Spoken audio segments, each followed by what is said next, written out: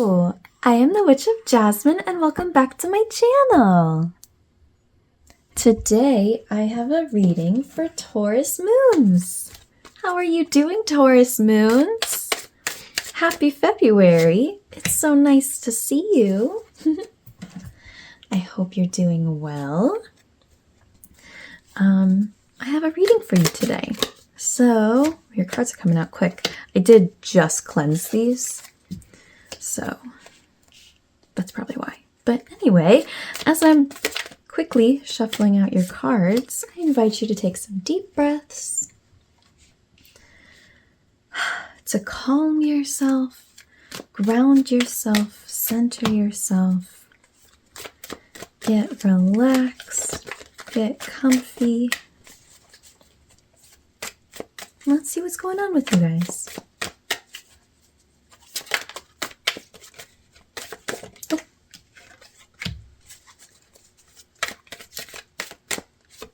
There we go.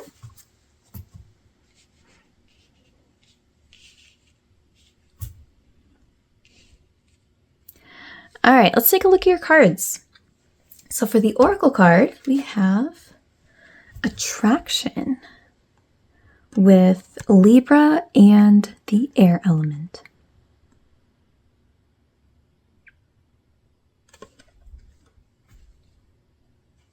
And then for your tarot cards, we have Two of Wands reversed,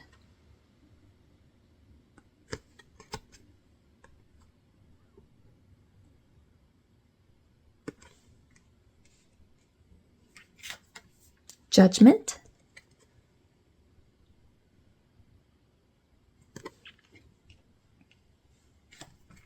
Knight of Cups reversed,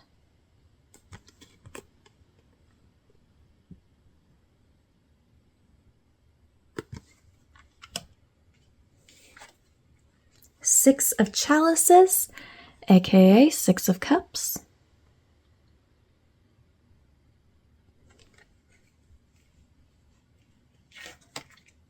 the Star reversed,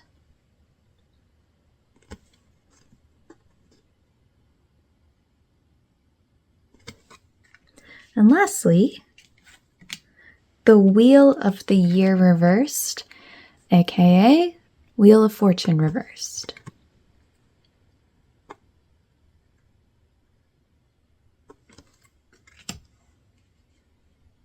It looks like for this reading, we're going to be talking about relationships in your life. And I'm going to speak pretty generally about this because this could be referring to romantic relationships, but it also could be referring to familial relationships, friendships, that kind of thing. Whatever just resonates with you the most, whatever's been on your heart the most, that's what we're talking about here. I think I want to start here with this Knight of Cups reversed and Wheel of Fortune reversed. For me personally, I usually associate Knight of Cups with a person who is just filled with love and support. He usually represents that person in your life who is your rock, the person who's ready to swoop in and just give love and support whenever you need it, So being that it's reversed, I think you're not really feeling that right now. I don't want to definitively say for sure whether or not there is a person like that and you're just not seeing it, or if you're just there just really isn't anybody like that in your life right now, regardless of whichever specific way that manifests for you. Clearly you're not feeling it,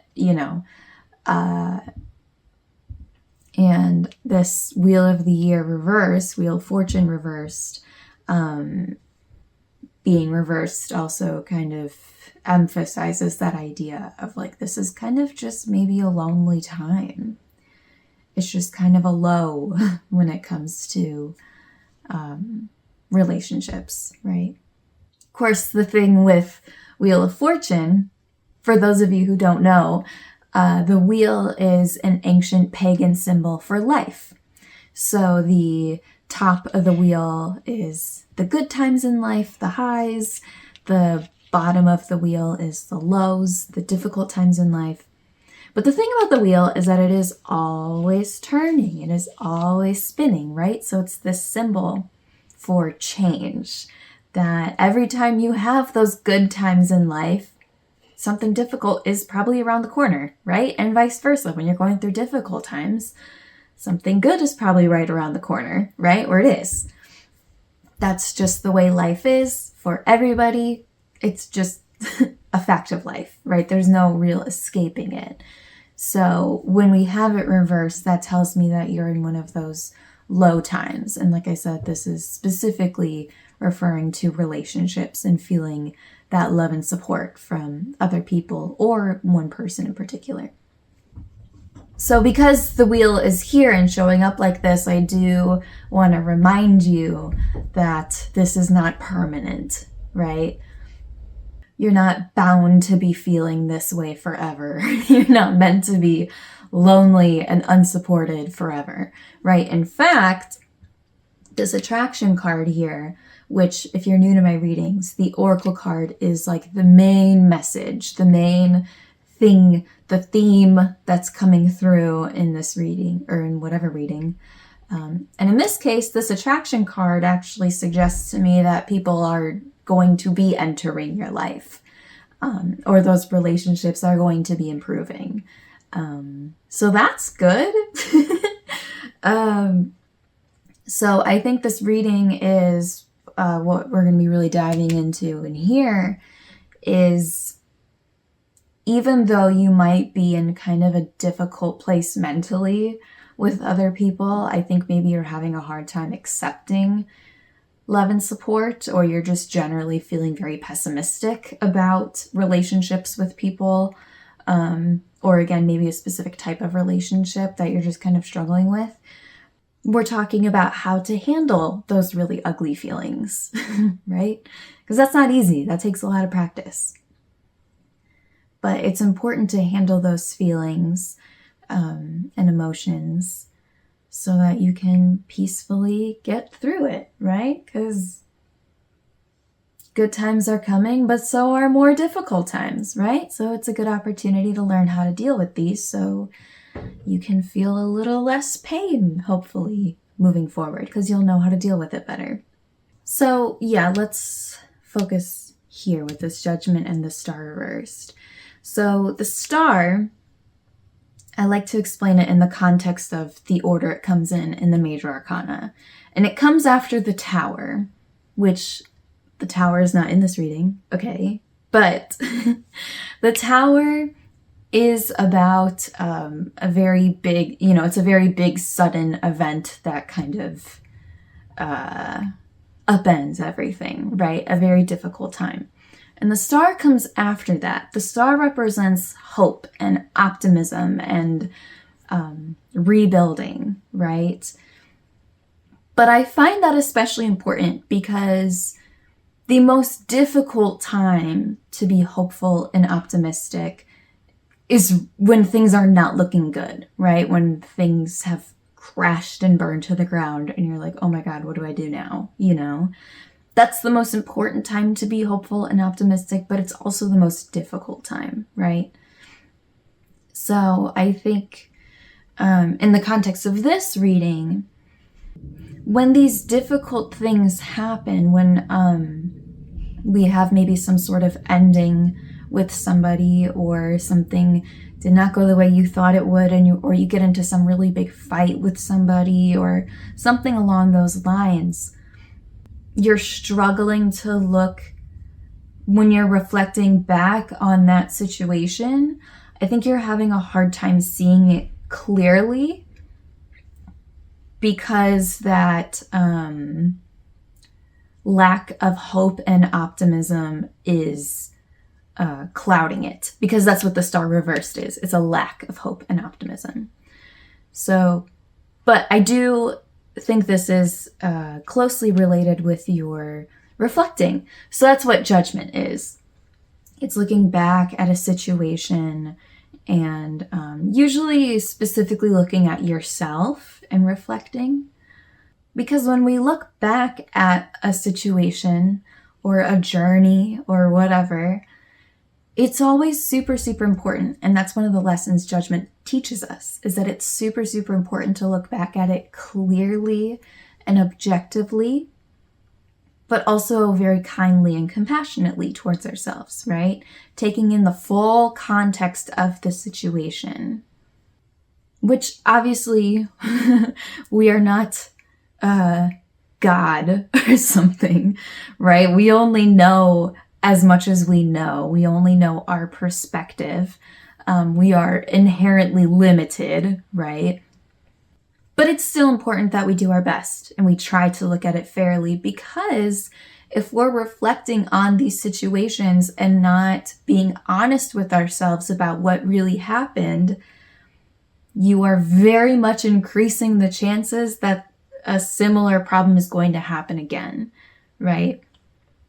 And I was pausing to like kind of try and figure out if this is more so not seeing the situation clearly, the other person clearly, or yourself clearly. But I think regardless, the truth is that it matters to an extent, right? Whose fault it was or who you should blame or whatever. But at the end of the day, we all have a role in whatever situation, right? So that's what I'm saying. Even if for whatever reason, right, and whatever example, you can honestly look back at a situation and say, yeah, they were 100% in the wrong and I was 100% in the right. Even if that's the case, right? Which maybe it was, right? I don't know. It's not for me to say.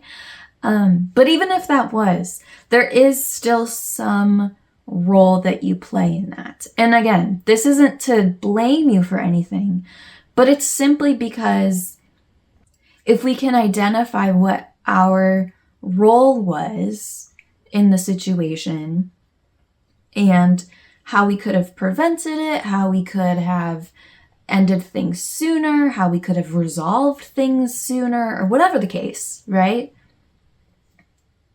Again, it's not for the purpose of trying to blame ourselves, because that's sometimes a real big waste of energy, to be honest. But it's for the purpose of just trying to not let it happen again, which is ultimately just a way it's just how you improve your life, right? So I'm explaining all of this because of this Two of Wands here, which is about planning, which obviously you can't plan how a relationship is going to go, right? Because that would mean that you could control somebody else. And of course you can't control the other people. But I'm wondering if you have the tendency, or maybe right now you're kind of in a position where you're like set up where if you meet somebody new, if you're going to be seeing this person again, you're kind of in a position where you're like, all right, well, cross my fingers, hope this goes well. I'll cross my fingers and hope that they don't treat me like how they treated me before. Hope that this ends well, and kind of just leaving it up to fate and just hoping that things work out rather than having a more solid strategy to deal with this situation. And again, it's not about that it's anybody's fault, right? I feel like the words I'm using are kind of implying that, but I promise that's not how it is at all. This isn't even necessarily about the other person, but this is more so for your peace of mind, walking into that situation and saying, okay, I don't know what's going to happen, right? I know this could happen, that could happen, they could do this or that, right? And a lot of that might look like drawing boundaries, right? Like, okay, I'm willing to put up with this, but if it goes into that territory, it's time for me to leave, or like, okay, if they say this, then I'm going to stand up for myself, or whatever it looks like, Having some sort of rough plan rather than just kind of hoping that things work out how you want them to, it's going to give you more peace of mind. And again, you always have to be careful because we can't control other people, right? We can't force them to act how we want them to act, right? This is a very loose plan, and really probably more so centered around yourself and what's best for you. Or, you know, if this is about like dating and trying to build a relationship with somebody, right? You know that it could go tons of different ways, right? It could look ugly in a lot of ways and it can look beautiful in a lot of ways, right? But stepping into that, looking very honestly, like I was talking about, looking very honestly and objectively at your past relationships and saying, yeah, I did not like this. I didn't handle this the best. But I also put up with this for way too long, and this should have been a red flag, and whatever that looks like, you know, and kind of going into this next thing, saying, kind of laying that, I don't want to say rules, but, you know, kind of having some sort of general, what's like a more gentle way of saying rules? Having that general plan in the back of your mind. You know what I mean? Because there are certain things that are absolute deal breakers, right? And absolute hard boundaries of like, yeah, if this person ever said that to me, yeah, I'm gone, you know? But there are also things that are a little more fuzzy, you know? So that's why I'm saying having some sort of general, flexible plan. And I feel like even saying plan is kind of a weird word, but that's just what I think of when I think of Two of Wands, right? But you can't do that unless you are being objective and honest about what happened before, right? And again, all of this, everything that I've been saying can be done with love and kindness and compassion and understanding for yourself. There doesn't have to be shame. There doesn't have to be guilt. You're probably going to feel those things anyway, but they don't have to be there. You can feel that and experience that, but then decide to say, okay, I really didn't like the way I handled that. But that's okay. We're not perfect. I'm not perfect, and I'm gonna do different, you know? Okay, I'm gonna stop there. I'll be honest, this was a really challenging reading for me. There's probably a whole bunch of jump cuts. Hopefully not too many, but probably a lot. I had to just like sit and pause and be really careful with what I say and figure out what these are telling me. So, Taurus Moons, thank you. Thank you for giving me a little bit of a challenge piecing this all together. But I hope I was able to get the message across clearly. So if you have any questions about this, or if you'd like any part of this clarified, please let me know. You can leave a comment, or you can just reach out to me, whichever you prefer. On the shorts part of my channel, I have hundreds of shorts videos where I talk about each of the cards. I talk about their upright meaning, their reversed meaning, as well as any symbolism within the cards. So if you're feeling particularly drawn to any of these cards, or if you'd like a little more information about any of them, highly recommend you go check that out. So, Taurus Moons, I'm sending you a lot of love. And let me reiterate what I said at the beginning, just to kind of end on a little more of a positive note. I know that better times are coming, right? I'm not going to say anything about timelines, but I know for a fact they are coming, because that's how life works. When we go through difficult times, better times are coming, right? But this card does make me feel like there are some either relationships that will be improved, or probably more likely a person or people coming in who can be much better love and support than what you currently have. I do think that. So I am certainly excited for you for that. That would be absolutely lovely, wouldn't it? I think we could all use more love and support. You can never have enough, right? So anyway, I'll send you my love and support, as well as lots of strength and hope and optimism. Definitely a big thing that I think would make you feel a lot better. I hope you can access that within yourself.